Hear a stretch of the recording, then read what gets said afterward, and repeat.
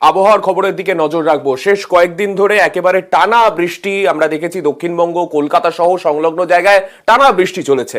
এরই মধ্যে আগামী কয়েকদিন রাজ্যে ভারী বৃষ্টির কোনো সম্ভাবনা নেই, এমনটাই জানাচ্ছে হাওয়া অফিস। আর ঠিক কি কি পূর্বাভাস রয়েছে জানবো, আমাদের প্রতিনিধি বিশ্বজিৎ রয়েছেন আমাদের সঙ্গে। বিশ্বজিৎ, দেখো আগামী কয়েকদিনে ভারী বৃষ্টির কোনো সম্ভাবনা নেই। একদিকে যে আরব সাগর সেখানে ঘূর্ণিঝড় তৈরি হয়েছে এবং বঙ্গোপসাগরও উত্তাল রয়েছে, কারণ বঙ্গোপসাগরেও একটি নিম্নচাপ তৈরি হয়েছে এবং সেটি অন্ধ্র ওড়িশা উপকূলের দিকে তার অভিমুখ রয়েছে। একই সঙ্গে এই দুই ঘূর্ণিঝড় ও নিম্নচাপ, অন্যদিকে মৌসুমী অক্ষরেখা বাংলা থেকে সরে গেছে, কিন্তু নিম্নচাপ তৈরি হলেও তার প্রভাব বাংলায় পড়ছে না।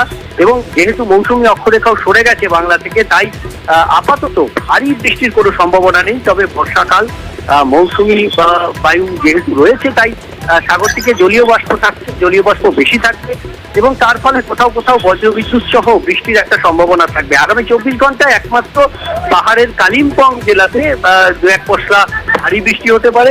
বাকি উপরের দিকে দার্জিলিং, কালিম্পং, আলিপুরদুয়ার, কোচবিহার, জলপাইগুড়ি জেলাতে বিক্ষিপ্তভাবে বজ্রবিদ্যুৎ সহ বৃষ্টি এবং দক্ষিণবঙ্গের উত্তর ও দক্ষিণ 24 পরগনা, পূর্ব ও পশ্চিম মেদিনীপুর, ঝাড়গ্রামে কিছুটা বজ্রবিদ্যুৎ সহ বৃষ্টি। এছাড়া বাকি জেলাতে সেভাবে বৃষ্টির কোনো সম্ভাবনা নেই, ভারী বৃষ্টির সম্ভাবনা তো একদমই নেই। তবে মৎস্যজীবীদের জন্য সতর্কবার্তা অবশ্যই আছে, কারণ সমুদ্র উত্তাল থাকবে, সমুদ্রে 50 থেকে 60 কিলোমিটার গতিবেগে দমকা ঝোড়ো হাওয়া। তাই আগামীকাল পর্যন্ত সমুদ্রে মৎস্যজীবীদের যেতে নিষেধ করা হয়েছে বাংলা এবং ওড়িশার মৎস্যজীবীদের জন্য।